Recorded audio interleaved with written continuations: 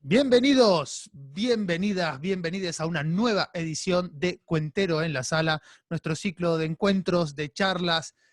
No sé si decirle entrevistas porque no serían tal caso malas entrevistas, porque eso no me sale muy bien lo de entrevistar, pero sí lo de escuchar, sí lo de conversar, sí lo de tener mucho interés en preguntarle cosas a los cuenteros y a las cuenteras que comparten este espacio.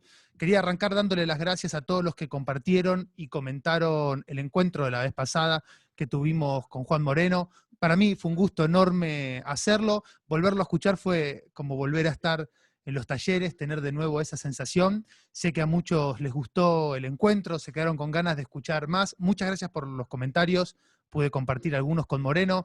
Si quieren que él lea los comentarios en la versión de YouTube, ahí le escriben y él anda chusmeando eso, por si le quieren poner algo. Pero este es un nuevo episodio, el número 7, y de nuevo tengo el gusto de tener a un colega que me encanta lo que hace. Tengo muchísimas cosas que quiero preguntarle, así que de una le voy a dar la bienvenida a la sala a Daniel Hernández, ratón, cuentero. ¿Cómo estás? Bien, Juan, bien, bien, bien. Muy contento de ser tu invitado. Es un honor. Gracias por estar acá.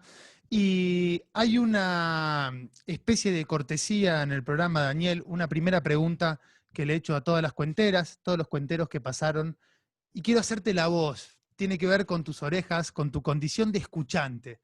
Si haces esto, loco, me imagino que en algún momento algo intenso te habrá pasado como escuchador de historias. Tal vez cuando niño, tal vez cuando grande, tal vez en tu formación. Quizás algo más acá en el tiempo. ¿Recordás algún momento de escucha muy intensa? ¿Algún momento donde hayas viajado capaz a algún lugar muy alto, muy profundo, capaz profundo adentro de vos, capaz lejano en el tiempo? ¿Algo intenso que te haya pasado escuchando algún cuento? ¿Algún cuento, dices tú? ¿Algún narrador? Sí. Porque bien, sí, me pasa que me considero más contador en el escenario y un escuchador en la vida, ¿no? Siempre me encuentro escuchando. Soy malo para contar mis cosas, por ejemplo. Me gusta escuchar y me gusta preguntar, me gusta el chisme, la copucha, se dicen los chilenos, ¿no? Eh, y ahí me vienen muchas anécdotas, digamos, pero escuchando algún narrador, narradora,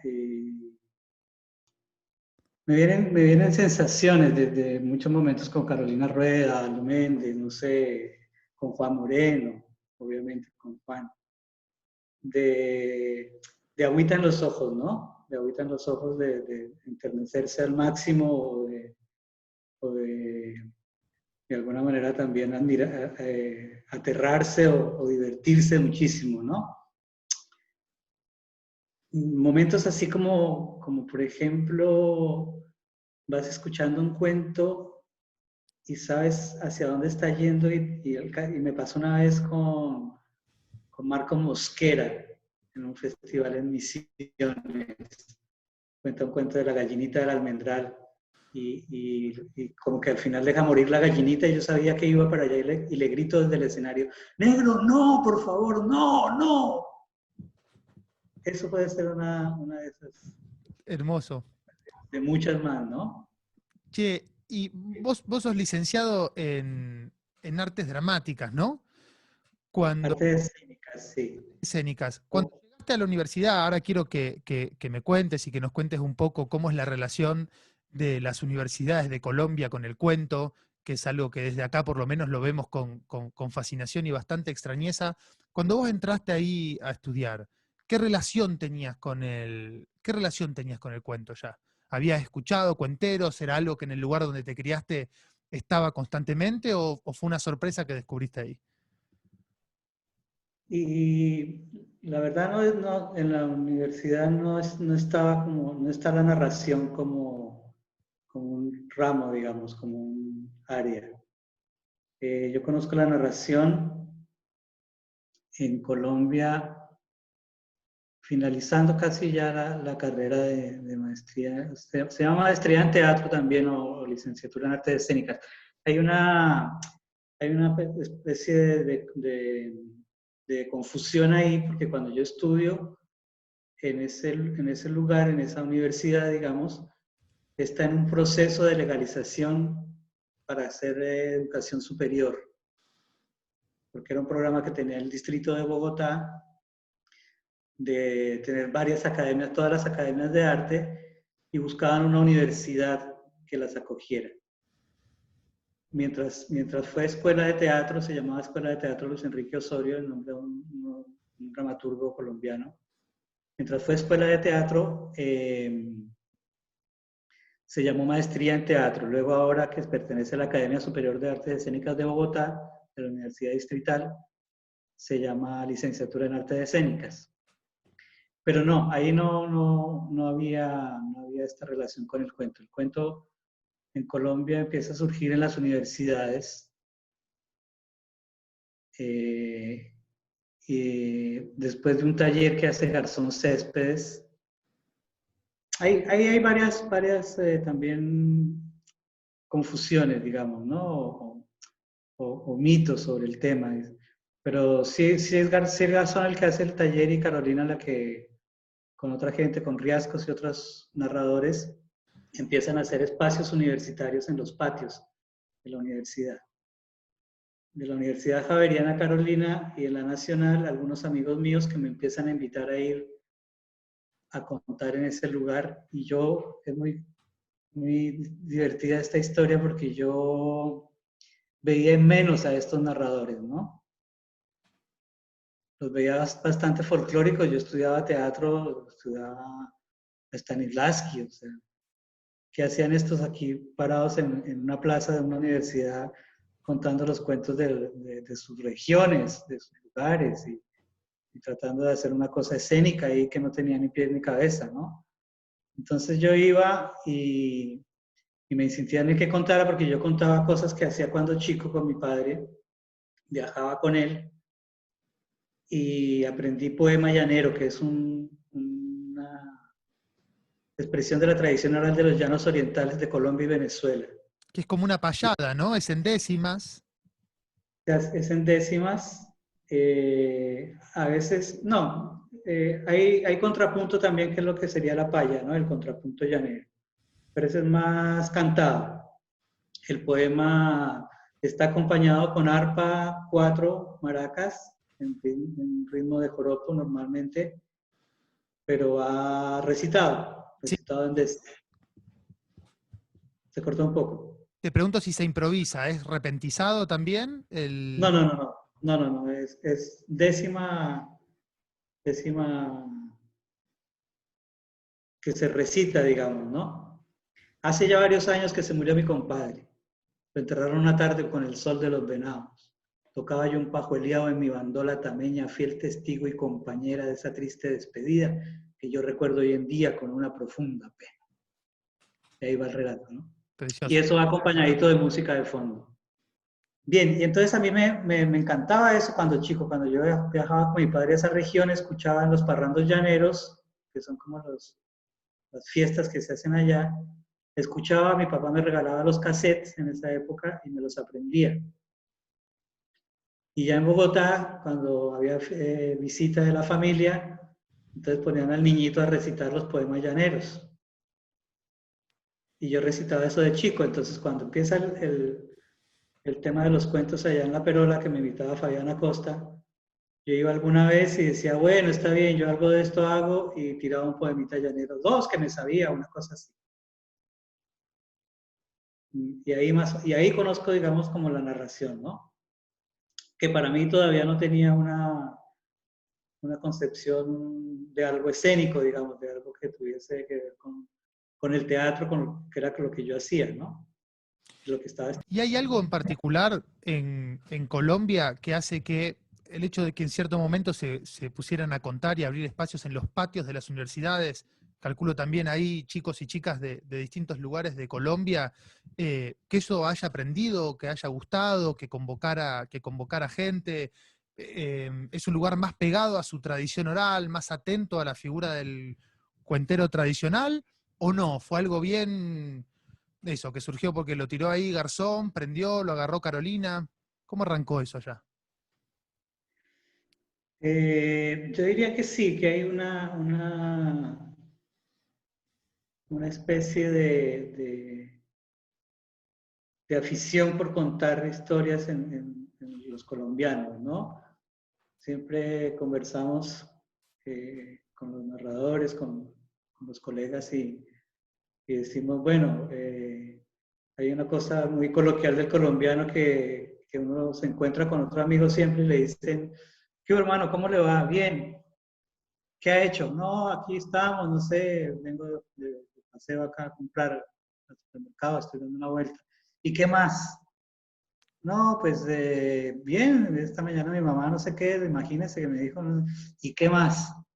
Y siempre el otro es ¿y qué más? ¿No? Ese ¿y qué más? Es como muy del colombiano que le gusta contar, le gusta hablar, imagínese hermano, ¿cómo le parece? ¿Cómo le parece que mi hermana me dijo esta mañana que yo, va? ¿Y qué más, hermano? ¿Sí? Está buenísimo. Eso me parece que es muy de ahí, digamos. Y lo otro también que yo hago notar mucho es el encuentro en la calle, que somos de mucha oralidad, ¿no? Te encuentras en un supermercado, en un pasillo, y el amigo puede estar al otro lado del pasillo y, digo, Juancho, ¿qué hubo, hermano? Va a ir esta tarde a no sé, y te tiras una charlita ahí de esquina a esquina del supermercado sin ninguna vergüenza, ¿no?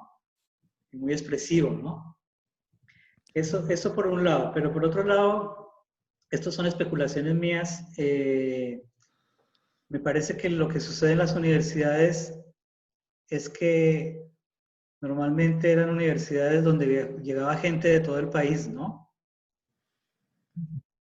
Y sí en Colombia, por lo menos en una época, no sé si aún en algunos pueblitos exista, pero sí había tradición oral. Y sí había mucho cuento de cada región, ¿no? Por ejemplo, esto de los llanos. ¿Sí? Ese es un ejemplo. Entonces, eh, me da la sensación y conversando con algunos narradores también llegábamos a esa conclusión de que entonces los alumnos que iban a esas plazas decían, ah, mi abuelo me contaba tal cosa, yo lo puedo contar, ¿sí? Y otra cosa que tiene el colombiano es que se sientan y dicen, eso yo lo puedo hacer, sin mucho taller, por ejemplo. Nosotros en Chile después tuvimos que hacer 10 años de talleres y suplicarle a la gente, usted ya está listo, puede salir, cuente hermano, que usted puede, vamos, dele. Al colombiano no, el colombiano es todo al revés, o sea, se sienta, ve un narrador y, eso yo lo hago. ¿Vos Y se cumplís sube.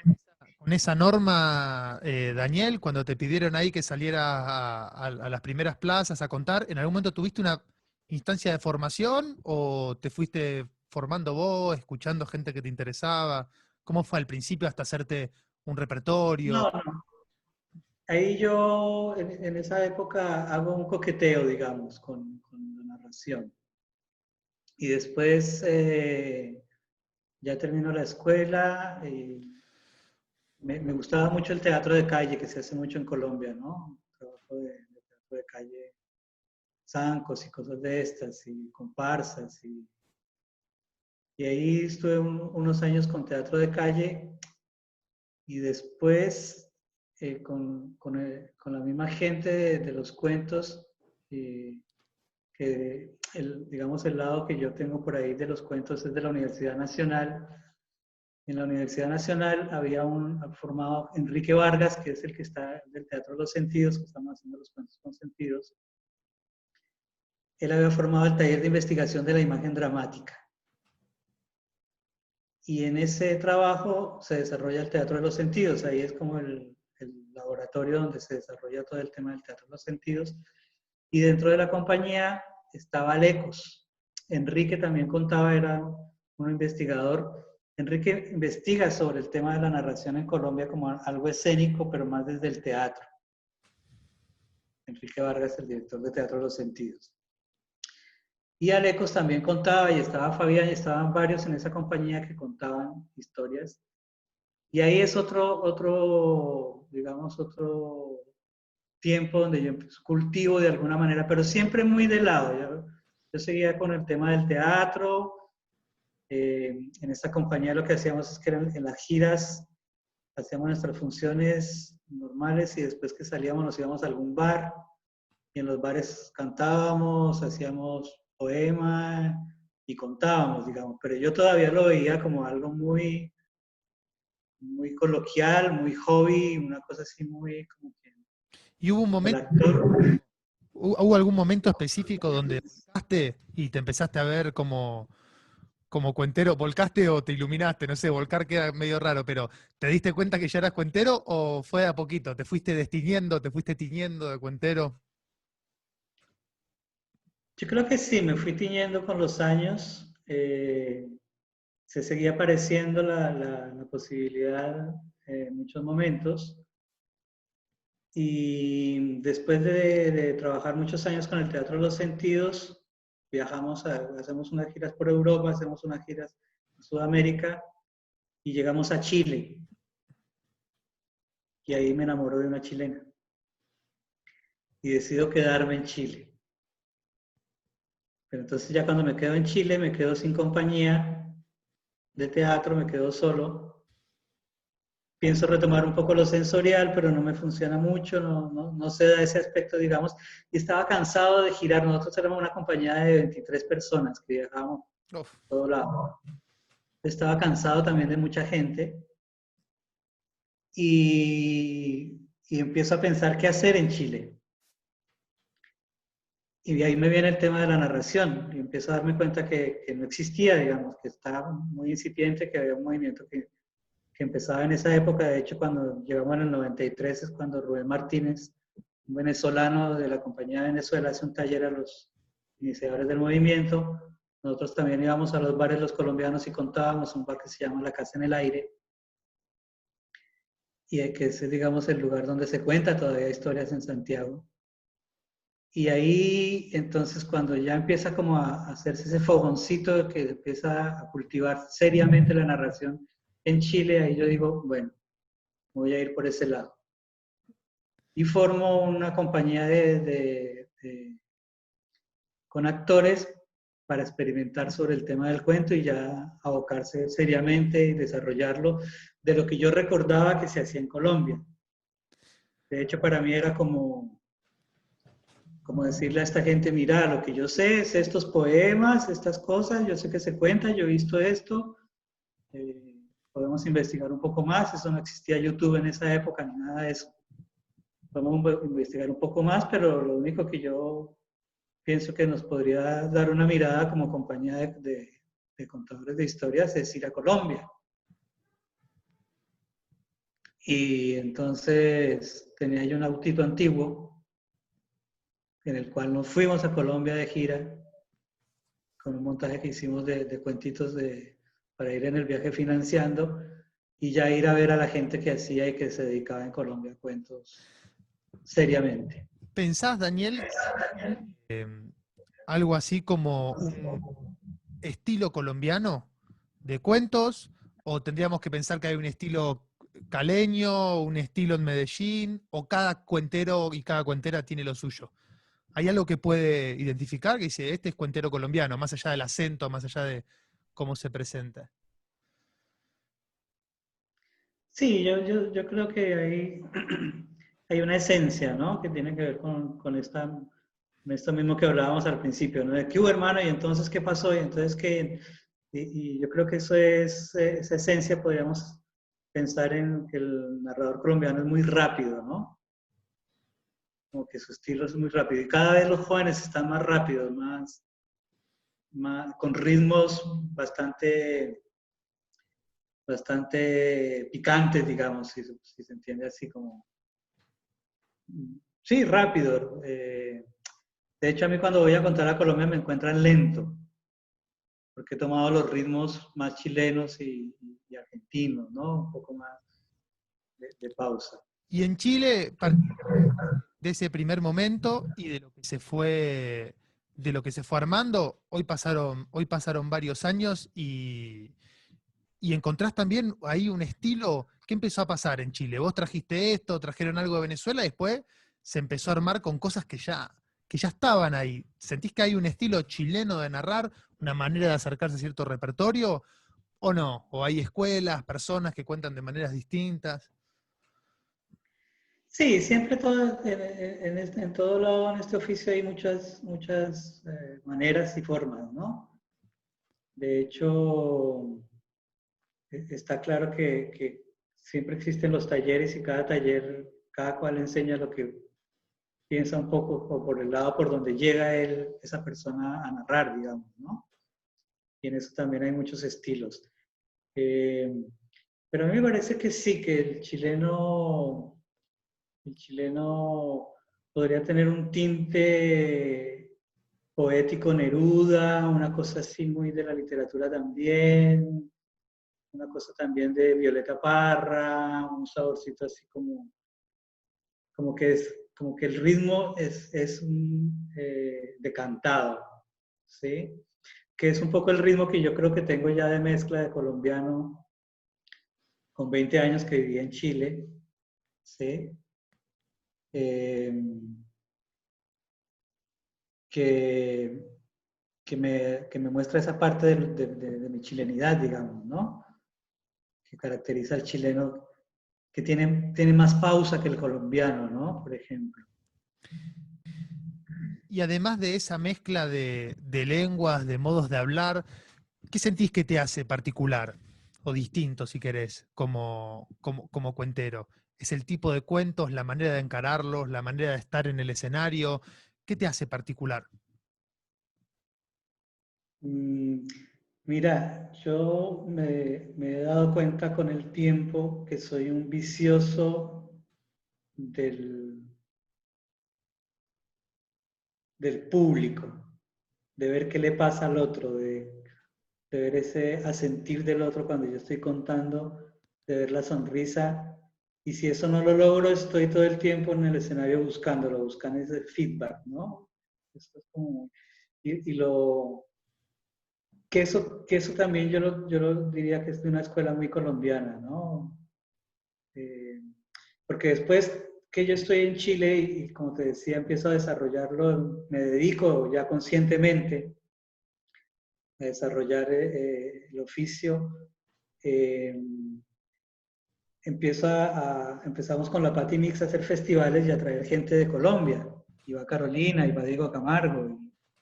Y Diego Camargo me doy cuenta que tengo muchas cosas así como de preguntarle al público cosas, ¿no? Y entonces iba y iba a abrir la puerta y cuando estaba a punto de tomar la chapa de la puerta para abrirla y salir a la calle, cuando le faltaban, ponle tú qué, y mira uno al público y le pregunta, ¿no?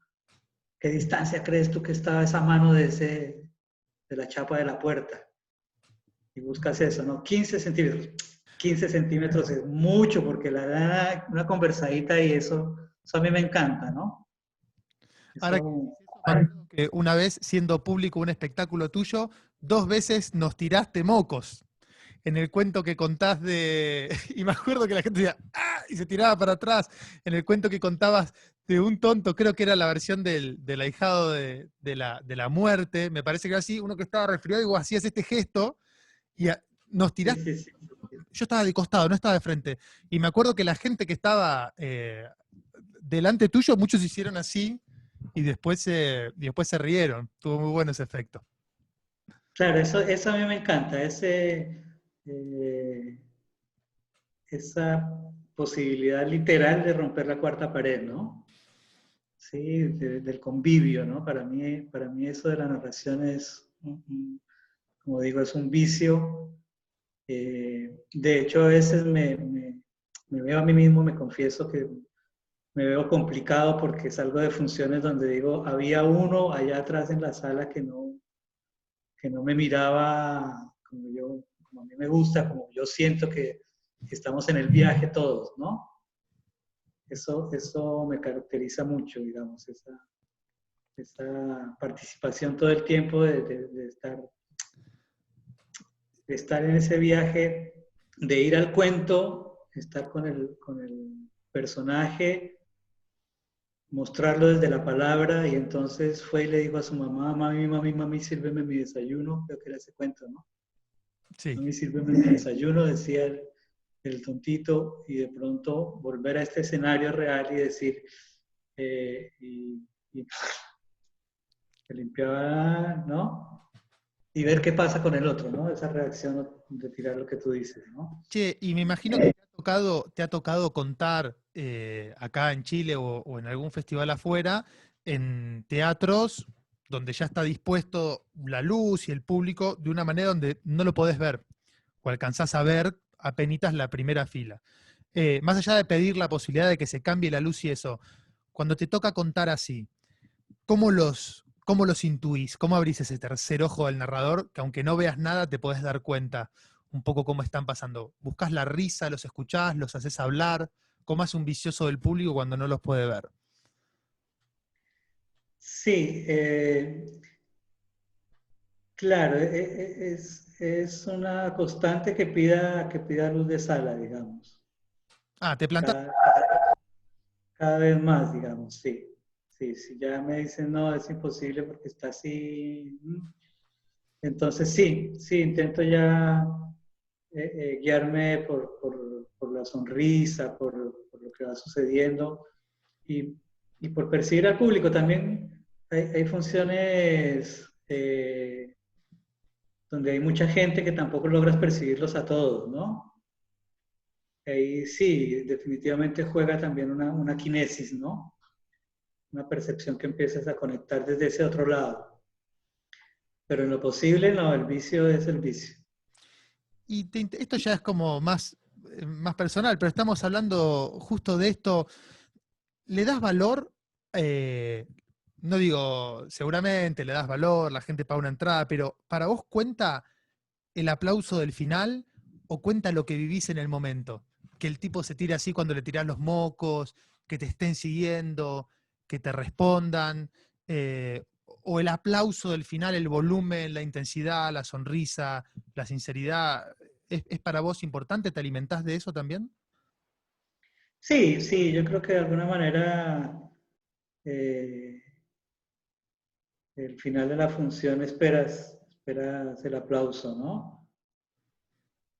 No lo voy a negar, o sea, como que no, creo que no se sube al escenario para eso, ¿no? Para que lo quieran y esa forma de quererlo es qué lindo estuviste, ¿no? Que te digan qué lindo estás. Eh, pero sí, ese otro goce es una maravilla, ¿no? El goce sobre todo de poder tener esos instantes donde todos estamos en el viaje, eso lo disfruto mucho, ¿no? Eh, donde, donde hay un silencio, por ejemplo, que eso también me encanta, yo soy muy coleccionista de silencios, no porque los haga conscientes, sino porque me admiro mucho de lo que sucede en la historia, ¿no? Entonces, cuando sucede algo en la historia que uno dice, se dan cuenta de lo que pasó, o sea, mentalmente uno le está diciendo eso al público, ¿no? El viejo se subió a la barandita del puente y saltó. Y ahí, en ese convivio, donde también en ese silencio todos convivimos y nos admiramos de lo que acaba de suceder, eso es un regalo maravilloso. ¿Y, Eso es. y cómo sos, Daniel, como público de vos mismo? Es decir, mientras estás contando, si vas sintiendo que la función vos la percibís como que no está buena, sos consciente de esto, ¿qué te pasa, por ejemplo, si sentís que no estuvo tan bueno lo que hiciste y sin embargo el público te aplaude? ¿Cómo te vas ese día a tu casa? ¿Te vas mal? ¿Te vas bien? ¿Qué vale más? ¿La opinión de las 80 que te aplaudieron o la opinión de vos como crítico interno? Sí, la opinión mía, claro, muy mal, sí, sí. ¿Y eso te Eh, sigue ocurriendo después de tanto tiempo? ¿Tenés esa sí, claro. en tus funciones? Che, bueno, ¿qué pasó? O decís, bueno, se va a cagar, mañana es otro día, mañana la rompo. O pensás dónde pudo haber estado la distracción, lo que no se conectó, lo que no funcionó. Sí, sí, hago evaluación, ¿no? ¿Qué pasó? Normalmente sucede bastante con espectáculos nuevos, ¿no? Uno está como fogueando espectáculo, cuento nuevo, o estás experimentando con cosas nuevas, entonces ahí te das cuenta y dices, no, se me está yendo la mano para este lado, o estoy demasiado serio en esto, me salí del cuento, sobre todo eso, ¿no? ¿Por qué me salgo del cuento por estar pensando en que no, en que no me están leyendo, en que no estoy llegando, en que no estoy logrando eso del vicio? Mm. Eso me saca mucho, ¿no? Y entonces de pronto me doy cuenta que no, que hay momentos donde la persona está expresando ese feedback de otra manera, ¿no? Me pasa mucho en funciones que me saca una persona del público que no conecta, que yo la veo como enojada, con cara dura, y yo me pongo mal y me salgo del cuento e intento meterlo en lo que según yo él no está entrando, y al final se me acerca y me dice maravilloso. Y digo, va, ¿te das cuenta? Claro, Claro, pero capaz tenía una hernia o algo que le estaba doliendo y tenía la mejor cara que podía en ese momento, y andás a ver qué le pasó. Hablaste de espectáculos nuevos y eso. ¿Son más de presentar tus cosas nuevas, de armar ahora un espectáculo cerradito, donde ya sabes qué vas a contar, por qué, de qué manera? ¿O son más de repertorio, de ir a poner un título y ver qué pasa ese día, cómo acomodar los cuentos que tenés? ¿Cómo te gusta más? ¿Cómo te sentís más cómodo? no, de todo un poco, de todo un poco. Me encantan los cuentos de repertorio, y, y me encanta buscar propuestas de espectáculo, claro. Que, pero bueno, en 20 años podríamos decir que tengo 4 espectáculos, ¿no? El espectáculo requiere tiempo de trabajo, requiere mucho tiempo de montaje, eh, y de fogueo, ¿no? Y el espectáculo también requiere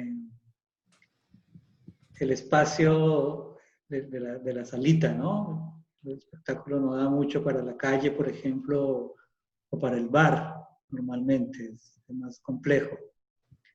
Entonces, el cuento de repertorio es un amigo maravilloso para cualquier instante, ¿no? Hay cuentos que cuentas y que tengas allí desde el 93 o desde que arrancaste en Colombia y seguís contando la misma historia. Sí, claro, todavía cuento los poemitas llaneros. Esos ya están, esos son los parceros viejos, como diríamos en Colombia.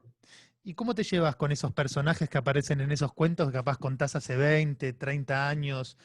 ¿Van cambiando con vos? Digamos, vos en 30 años cambiaste mucho seguro. ¿Esos personajes están siempre igual? ¿Cambian su manera de hablar? ¿Cambia tu relación con ellos? ¿O son solo palabras que se arman en la cabeza del público? No, para mí son personajes que están vivos, ¿no? Y sí, van cambiando mucho, va cambiando mucho la opinión que yo parto teniendo de un personaje, ¿no? Eh, Después con los años, por ejemplo, aprendí a no juzgar a los personajes, a decir, no, este es un viejo cascarrabias, este es el cuento del viejo cascarrabias. No, porque en algún momento, después de 50 contadas, me doy cuenta que no, que de pronto el viejo cascarrabias era un viejo muy tímido, por alguna cosa que hace o que dice ese día en esa contada, ¿no? En ese viaje. Para mí están vivos todo el tiempo. Eh, Uno de mis primeros espectáculos, que era de la princesa Ferris de Mont, la princesa hecha de palabras, que es una estructura de espectáculo que me regaló a mí Cucha del Águila, una narradora peruana maravillosa. Eh, y siempre que lo presentaba, en la época que trabajaba mucho con la Patti Mix, que andábamos juntos para todos lados, después de salir de cada función, le decía, ¿te das cuenta cómo está la princesa hoy? Estaba como huraña, estaba como enojada, no sé qué le pasaba y nos podíamos hablar. Sí, ella a veces es como, no sé, empezábamos a hablar de ella como, Qué lindo, y como si la pudieras ver en la calle y decir, mirá, es esa, capaz algún día en un viaje, de tanto mirarla, de tanto verla, te la puedes encontrar. Claro, claro, Y te claro. quiero preguntar por eso. Hablamos de tu viaje del principio de Colombia a Chile, hablaremos al final de la estación en donde estás ahora, que es Buenos Aires y de tu laburo acá, pero también te tocó en Chile programar festivales, invitar gente, y en algún momento te empezó a tocar viajar. Y viajaste a festivales en Latinoamérica, en España, pero de pronto empezaste a viajar a lugares donde el público no hablaba tu lengua, no hablaba el español. ¿A qué lugares fuiste y a qué públicos les narraste? ¿Y cómo hiciste? ¿Contaste en Francia? ¿Contaste en Escocia? ¿Contaste en Irán también, puede ser, Daniel? En Escocia y en Irán, en Francia no, no, en Francia no. En Francia estuvimos con el Teatro de los Sentidos. En Escocia con cuentos, sí, y en Irán. Y son dos experiencias diferentes porque en Escocia ellos me preguntan si yo hablaba inglés. Entonces yo les digo que yo me defendía. Yo podía mantener una conversación eh, tranquilamente de toda una noche con alguien, entre el inglés chapuceado, digamos, un poco chamullado que tenía yo, y, y, y el, y el Ubuntu, ¿no? Señas y cosas, ¿no? Entonces, sin embargo, ellos insisten en que si yo podía comunicarme, intentara contar en inglés. Y bueno, eso es una negociación que hicimos de varios días, donde yo lo pensaba, donde ellos me pusieron un traductor para que ensayara, Ah, y trabajábamos por Skype los cuentos posibles que yo iba a contar. Y entonces ya decido que sí, que es posible que cuente en inglés, porque entonces después entiendo que ellos tenían muchos deseos de ver esa situación que se genera en alguien contando en otro idioma con su acento y con sus devaneos, ¿no? Que yo me imagino que para ellos era como para nosotros este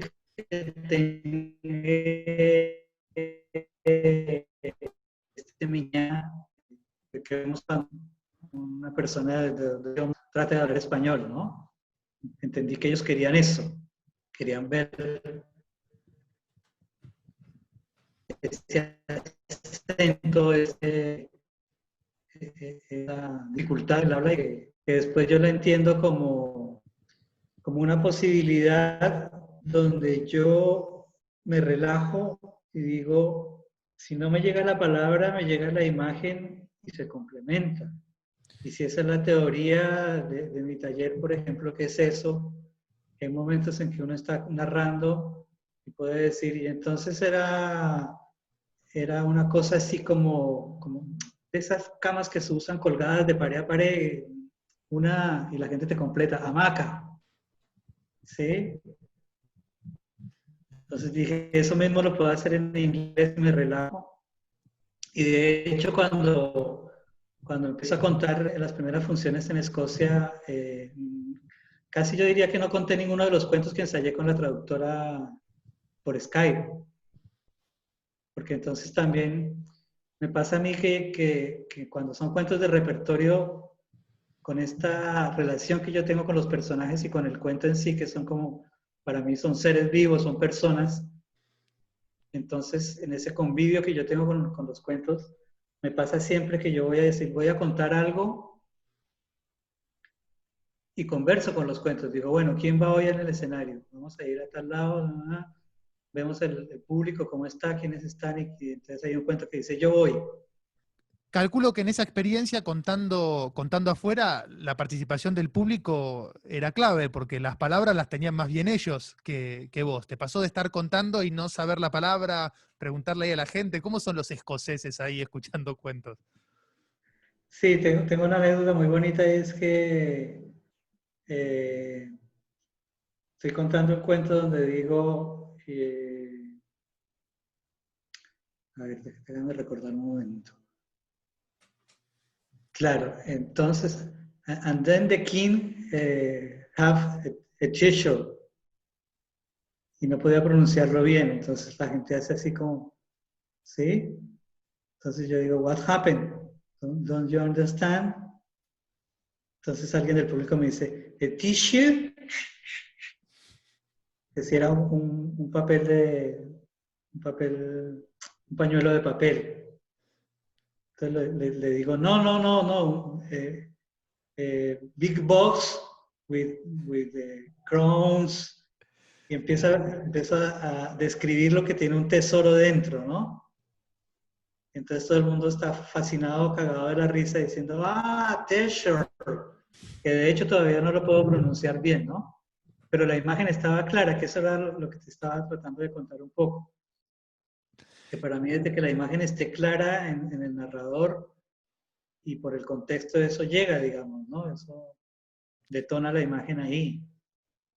¿Te ocupás de, cuando llegás a un lugar así para contar, ya sea Colombia, Paraguay, México, España o Escocia, de hablar un ratito antes, algún día, con gente de ahí, pero no viste la gente del festival que intenta siempre comunicarse de una manera determinada? Hablar con alguien en una cafetería, en un bus, en algún lugar, para escuchar un poco cómo hablan, cómo dicen ciertas cosas, o no, o te concentrás en vos y largás el cuento. Mira, no sé si es muy común. Pregunto cosas, ¿cómo se llaman? ¿Qué nombre le dan algunas cosas en esos lugares, digamos? Pero ahora que me lo preguntas, tengo una anécdota muy curiosa en Escocia. Y es que además en ese festival te pasan una carpeta con un sobre con cada ticket de tren y la dirección del lugar al pueblo donde tienes que ir y te mandan solo. ¿Sí? Entonces, yo recuerdo que iba en el tren y estaba esperando el tren y viene un personaje maravilloso como con un sombrero así eh, de ala ancha, gigante, tipo Saigón, y con los pantalones cortos y como un personaje muy llamativo. Entonces, no, no puedo evitar de saludarlo y decirle que yo cuento historias. Y como estaba repasando un cuento, tenía la duda sobre si un brujo, de los brujos que hacen brujería, magia negra, magia blanca en Latinoamérica, podía tener qué palabra podía usar para ese tipo de personaje. Y bueno, el caso es que nos subimos al tren y era un viaje como de media hora y estuvimos todo el tiempo charlando sobre las posibilidades de la palabra, si podía ser un mago, si podía ser ¿cómo era? Un Un, brujo. un brujo, claro. Recuerdo mucho esa conversación que fue muy simpática, ¿no? Con, Pero no. Dime.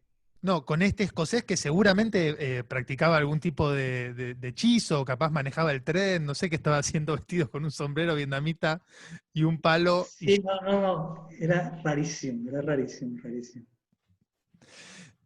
Bueno, y después me contaste que estuviste narrando en Teherán, en Irán. Teherán, sí. ¿Qué dominio tenés del Parsi? Eh, ¿Contaste en español para un público que hablaba en español, con una traductora, con un traductor? ¿Cómo fue eso? Sí, no, ahí con un traductor. Fue una experiencia maravillosa también porque nos hicimos muy amigos con el traductor. De hecho, otro de mis vicios del día a día, del cotidiano, y lo hago mucho también a veces en el escenario, es el juego con las palabras, ¿no? Eh, hacer un poco este juego de estarles cambiando el acento para que signifiquen otra cosa, ¿no? Y entonces este traductor se llamaba Abbas. Abbas es su nombre. Todavía nos hablamos a veces por WhatsApp.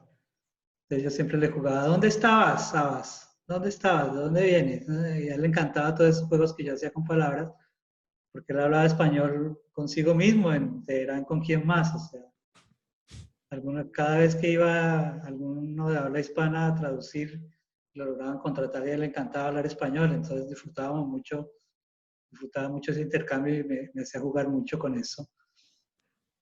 Pero le preocupaba mucho que yo improviso.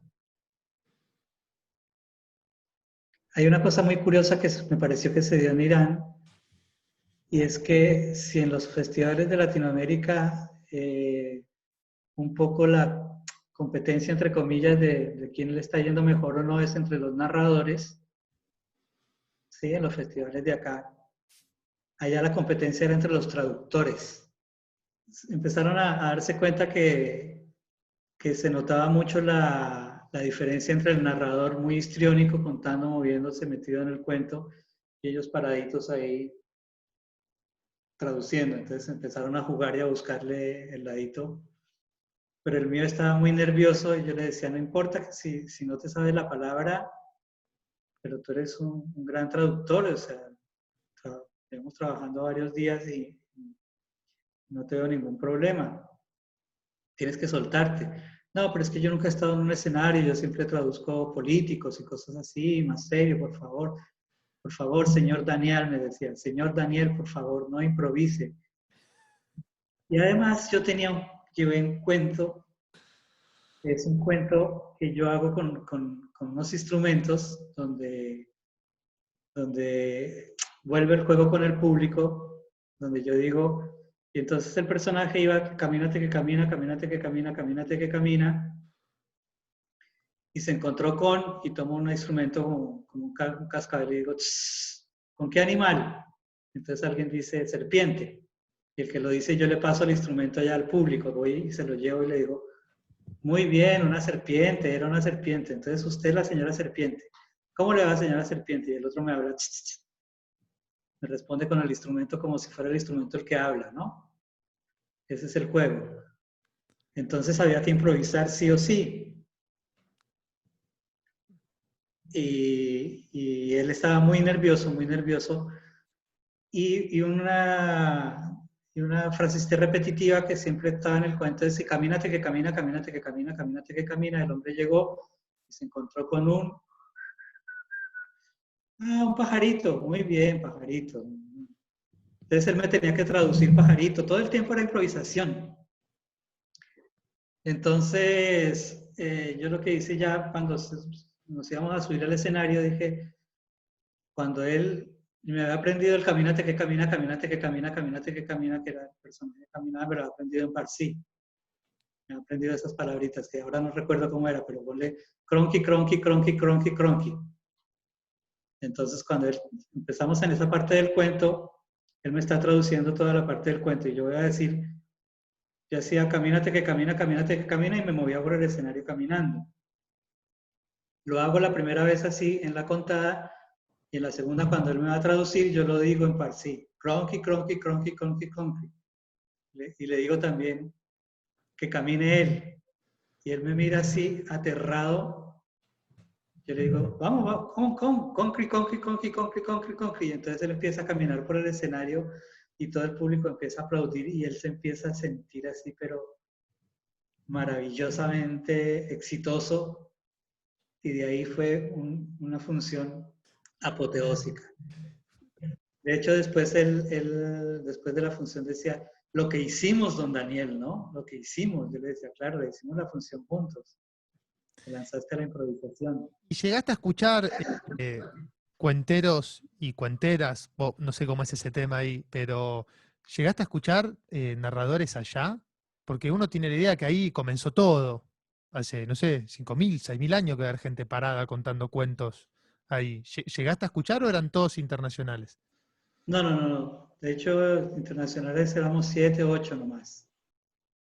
Y el horario de funciones era 8 de la mañana a 1 de la tarde, almuerzo, 3 de la tarde a 6 de la tarde, función de corrido.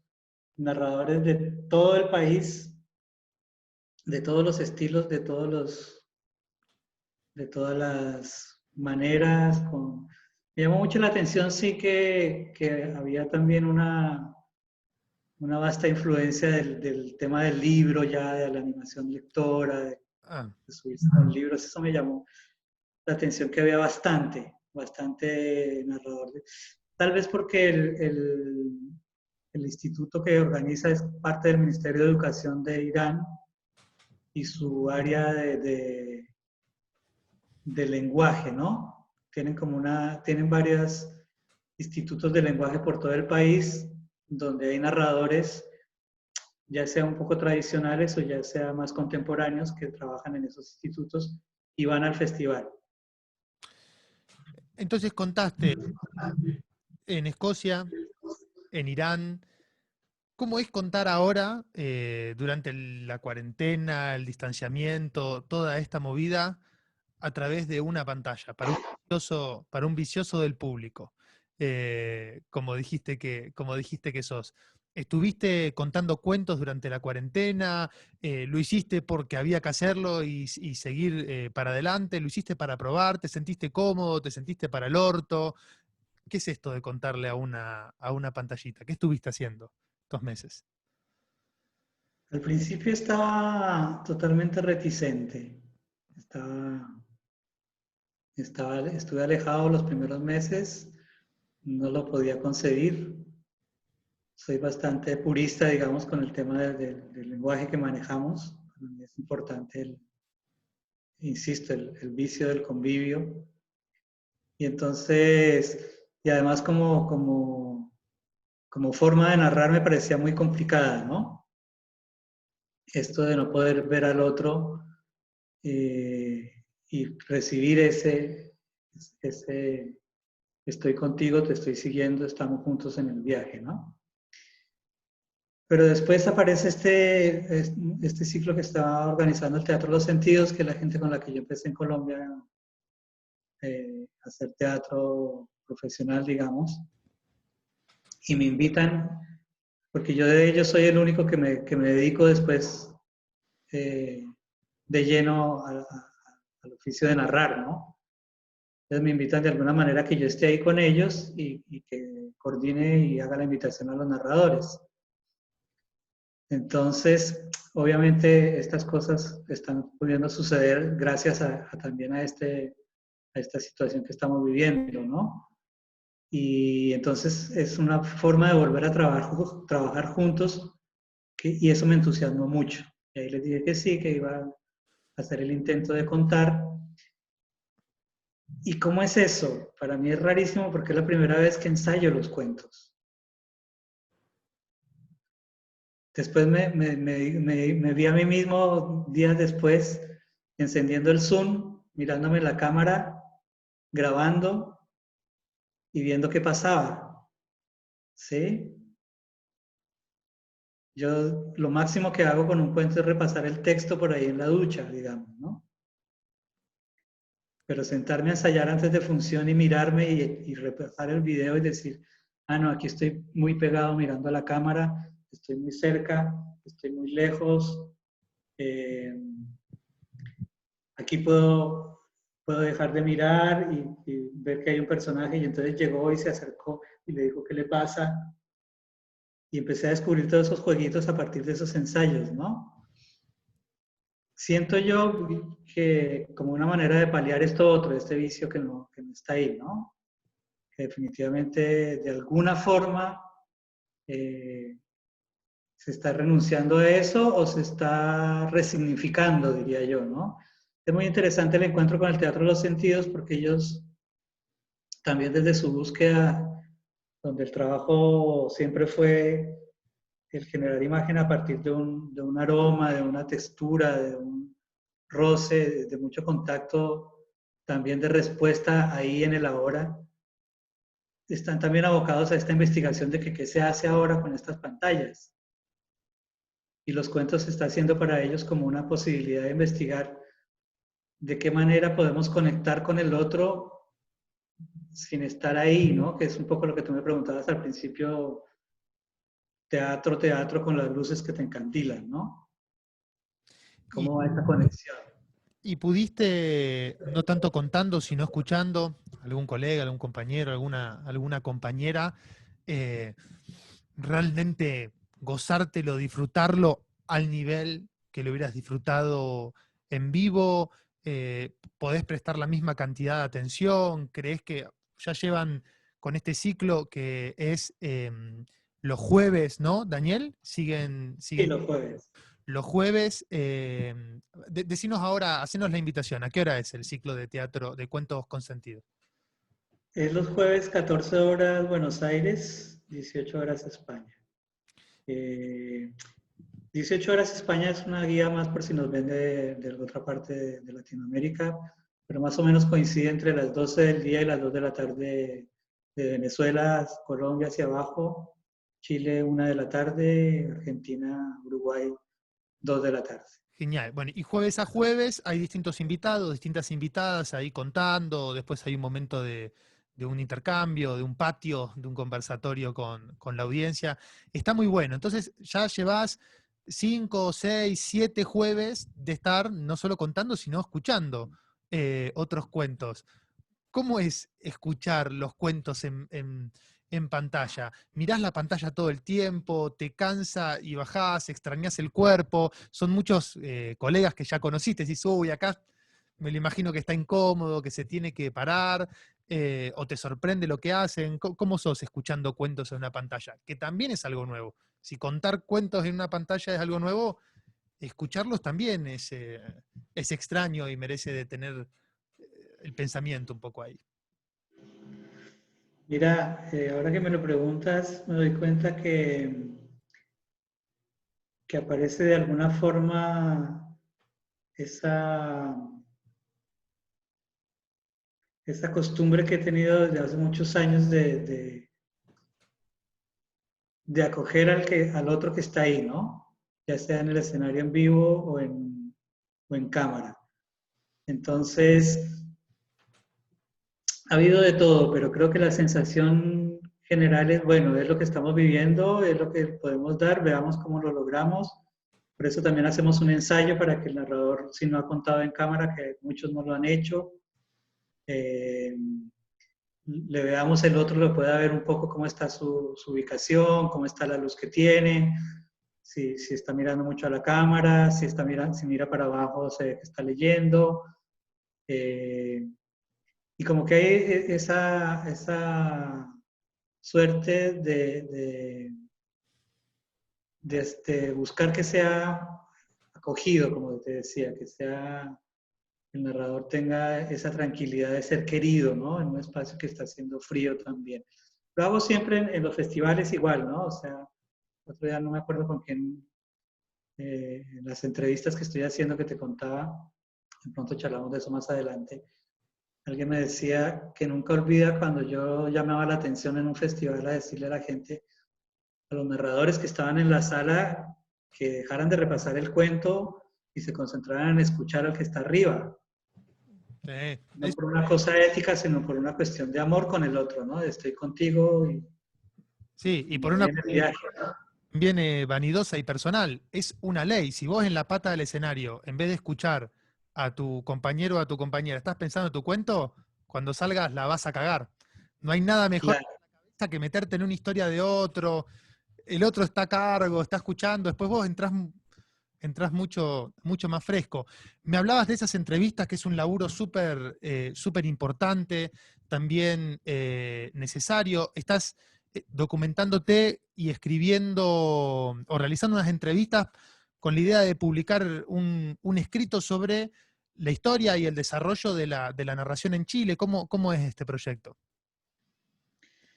sí, mira, de hecho, estoy pensando en escribirlo en el prólogo, vas, me enredo. Bueno, en eso, ya está la imagen. Eh, que en un principio había como una necesidad de que hubiera un testimonio de esa historia de la narración en Chile, ¿no? Y, y también un poco de que cada cual contara la manera como lo hace, la manera como llegó, las técnicas que maneja, Y de pronto a partir de las entrevistas, eso para poner en contexto como cuál era la idea del objetivo inicial, ¿no? Pero a partir de las entrevistas empieza a haber una suerte de conversatorio que se hace muy delicioso y que el otro empieza a perder fuerza, ¿no? Que ya como que se sabe que fue Rubén Martínez y otros más y que antes había otro que estuvo, pero bueno, se repite y se repite y es lo mismo de siempre, algunos lo van a saber, otros no y no importa, pero importante ver cómo hay un narrador que se da cuenta que está obsesivo con la muerte y que todos sus cuentos hablan de la muerte y que él está seguro que está haciendo un exorcismo con el oficio, con lo que hace, de contar con la muerte, que tiene terror de la muerte, ¿sí? Empieza a tomar otra carisma, digamos, como más de cuento, además, ¿sí? Pero sí, volviendo al objetivo inicial del libro, es la historia de la narración oral y las técnicas contadas por sus protagonistas. Está genial. De una sección que hago de 3 generaciones desde el 93, que ahí también hay una aclaración y es aquellas personas que se dedicaron conscientemente a desarrollar el oficio, que se dedicaron a generar instancias para generar nuevos narradores o festivales y que mantienen un trabajo sostenido desde ese tiempo a esta parte, ¿no? Esa es como la característica del narrador que hace parte de esa selección, digamos, ¿sí? Me gustó eso que nombraste de poder encontrar a partir de la conversación con un colega eh, alguna idea conductora, algún motivo, alguna obsesión en el repertorio a lo largo del tiempo. Me imagino ya un cuentero o una cuentera con un repertorio maduro. ¿Hiciste ese trabajo con tu repertorio? ¿Encontrás alguna obsesión, algo que se repita más allá del contacto con el público, en el contenido, en el material? Sí, mira, hasta que no llegué al punto donde estoy ahora en el amor, la obsesión era cuentos de amor, ¿no? ¿Y notás ahora Y algo que va cambiando, algo que va anunciando lo que va a venir en tu vida? Porque fue entonces premonitorio tu repertorio. claro, claro, claro. De hecho, este espectáculo que te cuento de la princesa, siempre el final me costaba hasta que llegué a tener la pareja que tengo ahora, que ya tiene el cierre, ¿no? Eso como publicidad para que lo vean alguna vez. Y después, ¿qué podría decirte? No, yo creo que siempre también el cuento te busca para decirte cosas que estás viviendo en el momento de tu vida, ¿no? Entonces, te encuentras con cosas como, no sé, con 100 años de soledad, donde José Arcadio Buendía es un machista y yo me doy cuenta que todavía tengo cosas de machista, aunque juego al deconstruido, ¿no? Una cosa así. Siempre para mí siempre hay ese tipo de secretitos de los cuentos que de pronto no tienen absolutamente nada que ver con el contexto general de la historia o lo que supuestamente todos leerían, digamos, ¿no? Eso Siempre es, estoy leyendo así como cosas muy particulares que tienen que ver conmigo, ¿no? Eh, no sé, José Arcadio Buendía y Úrsula Iguarán no querían tener hijos porque les nacían con cola de chancho. Entonces, un día José Arcadio Buendía le dice a Úrsula, quítate el cinturón de castidad porque por tu culpa maté a Prudencio Aguilar, entonces no van a haber más muertos en este pueblo por tu culpa. ¿Sí? Y se me aparece ahí todo un tema de si con mi pareja estamos dispuestos a tener hijos o no. Y me voy para la casa pensando en ese tema y digo, wow, qué loco. Y ahí en ese momento, cuando yo estoy contando la historia y me viene esa reflexión durante la contada, pues es La cara que acabas de poner así la pongo yo en el escenario también. Y de pelos todo el cuerpo se me eriza. Y eso para mí hace que la contada sea potente, porque tiene una energía muy parida del alma, ¿no? Es lo que te pasa con la historia, que te pasa ahí en la contada, ¿no? Hermoso, Daniel, esto que dijiste recién, y permitirse ese contacto tan sincero con el cuento, abrirse. Aparte, me imagino que son preguntas que requieren cierto coraje o cierta disposición para hacérselas, y como narrador vas y contás esos cuentos capaz todos los fines de semana, te obligás a retransitar esa parte de la historia. Eso es muy interesante, che. Creo que estamos sobre el tiempo, Daniel. Han quedado muchas preguntas, pero también siempre la posibilidad de hacer un siguiente encuentro. No quiero dejar en el minutito que me queda de darte las gracias por haber participado aquí en Cuentero y en Cuentero en la Sala. Es un gusto muy grande. Lo tuvieron los colombianos, lo tuvieron los chilenos. Ahora lo tenemos acá. ¿Dónde estás viviendo ahora, Daniel?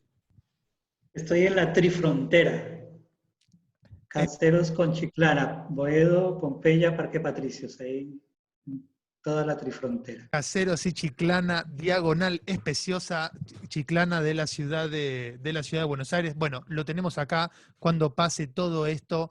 Estén atentos. ¿Dónde te podemos encontrar? ¿Dónde te podemos ubicar? ¿Dónde promocionas tus espectáculos, Dani? Facebook, Instagram. eh, yo digo que soy de cuento, pero es de H cuento. Lo que pasa es que como la H es muda, soy de cuento. Bien, de cuento, @dhcuento, ahí lo pueden buscar. Muchísimas gracias. Esto ha sido todo por hoy. Nos vemos en el próximo Cuentero en la Sala. Adiós. Gracias a ti, Juan. Linda conversadita. Me encantó.